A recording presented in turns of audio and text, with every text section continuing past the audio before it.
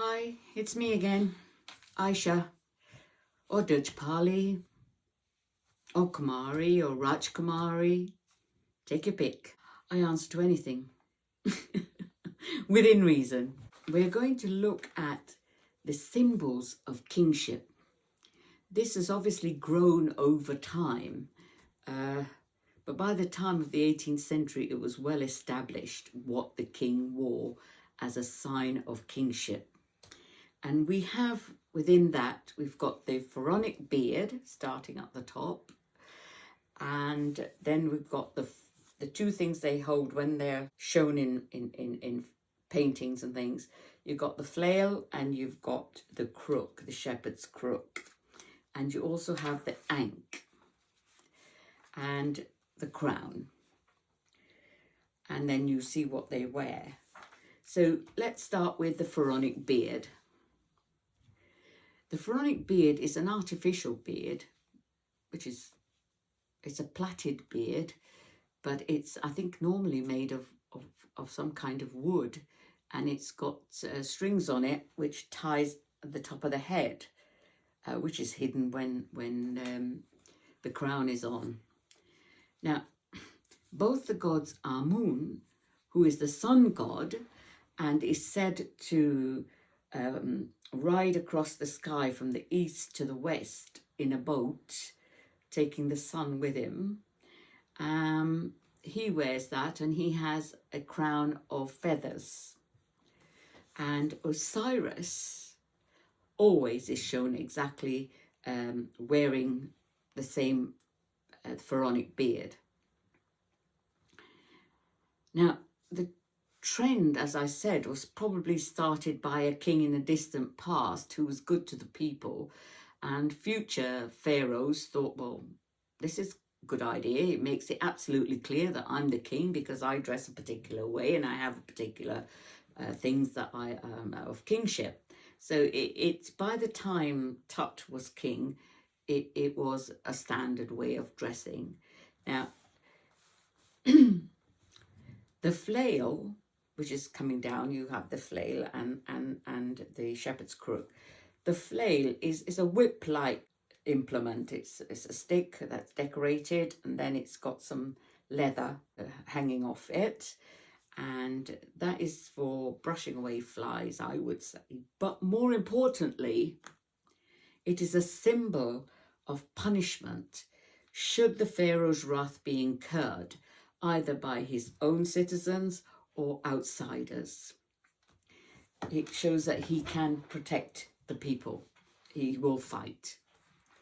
And then you've got the shepherd's crook. I don't know about you, but you might notice some similarities with the Christian religion if you look, if you think about it when you hear the information.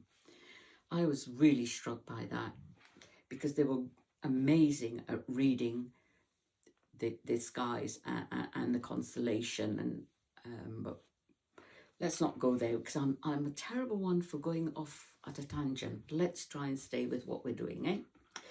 Right, so the symbol, the shepherd's crook is a symbol of guidance and protection of his people as a shepherd to his people, to make sure that they're protected and that they keep the balance of life, and his empire or his country has what is called Ma'at, M-A-A-T, which is balance and calm and tranquility. And that is what the pharaoh is supposed to do. Now, the next thing of that's a symbol of kingship is the ankh. Now, the ankh, this is not a very good drawing of it, but you can use your imagination. It's a bit like a cross with a circle, like that. And you will see that the kings and all the gods hold the ankh, and they usually hold it in the right hand because you put your hands through there and you hold it. It's a very bad picture drawing, but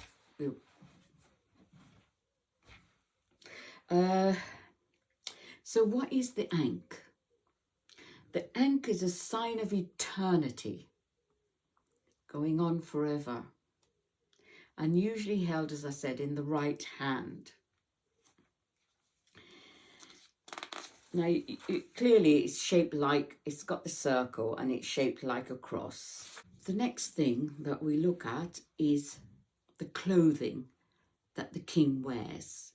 And generally, it is a white, like, shift down to the ankle when it's for ceremonial purposes. And I think sometimes it has sleeves right down to the wrists, and colours according to what the pharaoh would want. Now, the next symbol of kingship is the crown. As I explained earlier, after unification, the white crown, which is the crown of Upper Egypt, was designed so that it can hold the red crown of Lower Egypt within it. Now I don't remember reading anything about that, but it suggests to me that Pharaoh Namar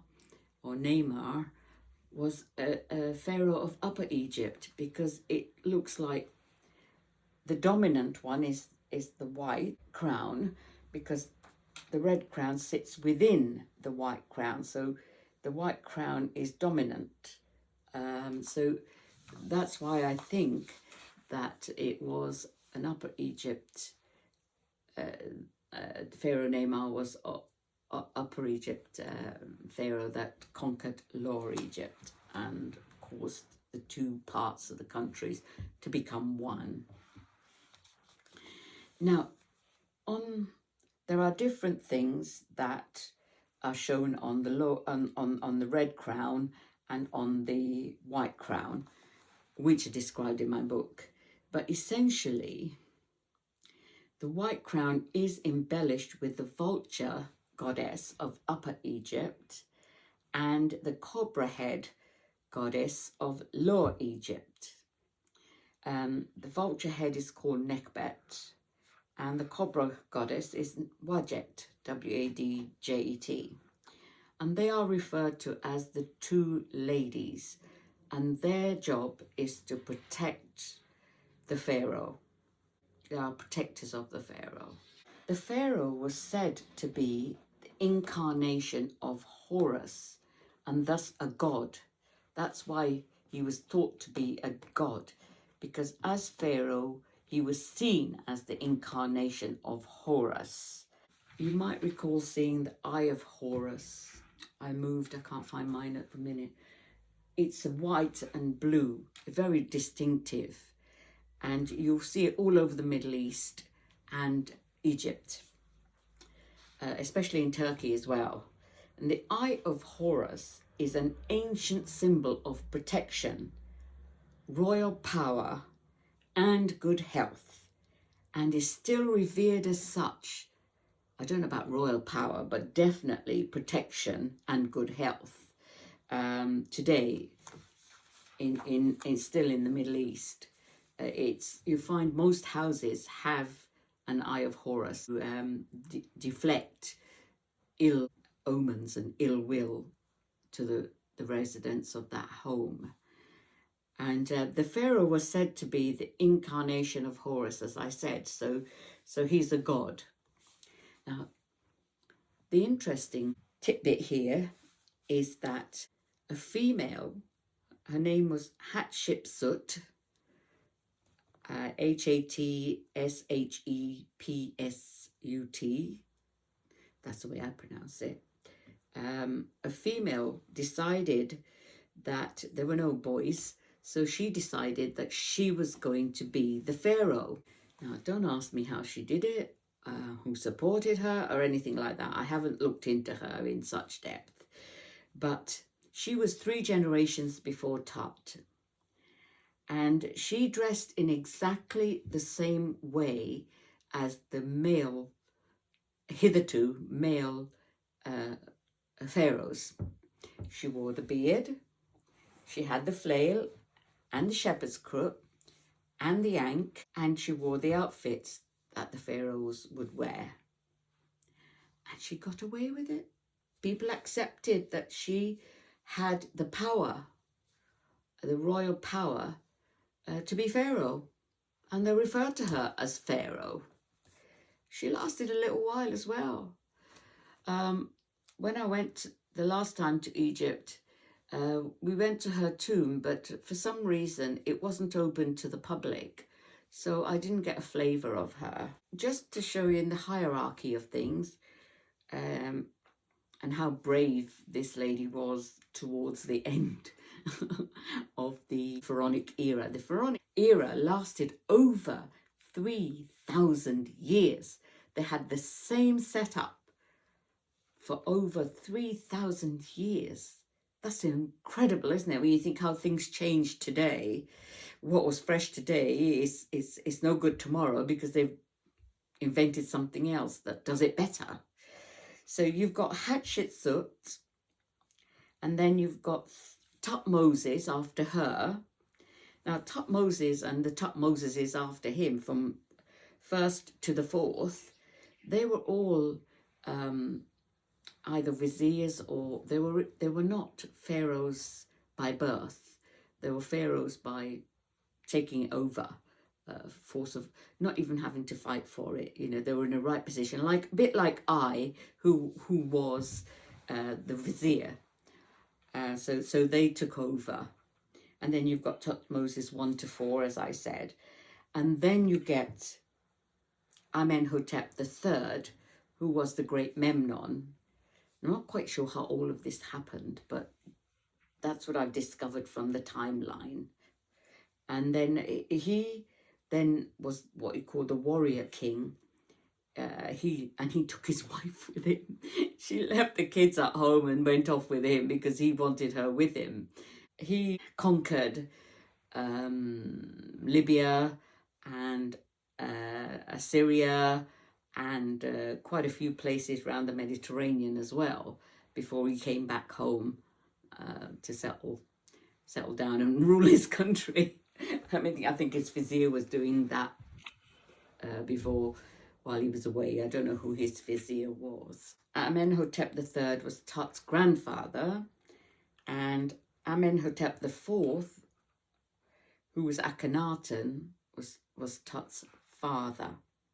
Tut's father never went to war. It was Tut's grandfather that did all the fighting. Now, the benefit of conquering all those countries was that they could have tribute come from those countries: gold, goods, exotic animals, exotic skins, whatever that country produced. Tribute had to be sent to Egypt. So Egypt was awash with gold at that time. And I've been reading the Amarna letters, and Amarna was where Akhenaten, who changed the religion from Amun to the Aten, the one god, moved the capital from Memphis to Al-Amara and called it Akhenaten. And that was halfway between Memphis, the original capital, and Karnak, the spiritual capital. As soon as Tut became king, he changed it back to Amun. Confusion, but not as bad as it might have sounded. After Tut, you had and then Horemheb was the start of the 19th, and then there was a decline started. You had the Romans then invaded Egypt and Palestine and Israel, and then you had the Greeks come along, and before long there wasn't a pharaonic setup anymore. Anyway, I think I've caused enough confusion there. I hope you understand some of it, but I do tend to jump about. I'm sorry, but it's something I do. But hopefully it makes sense. Thanks very much for listening. That's it for now. Bye.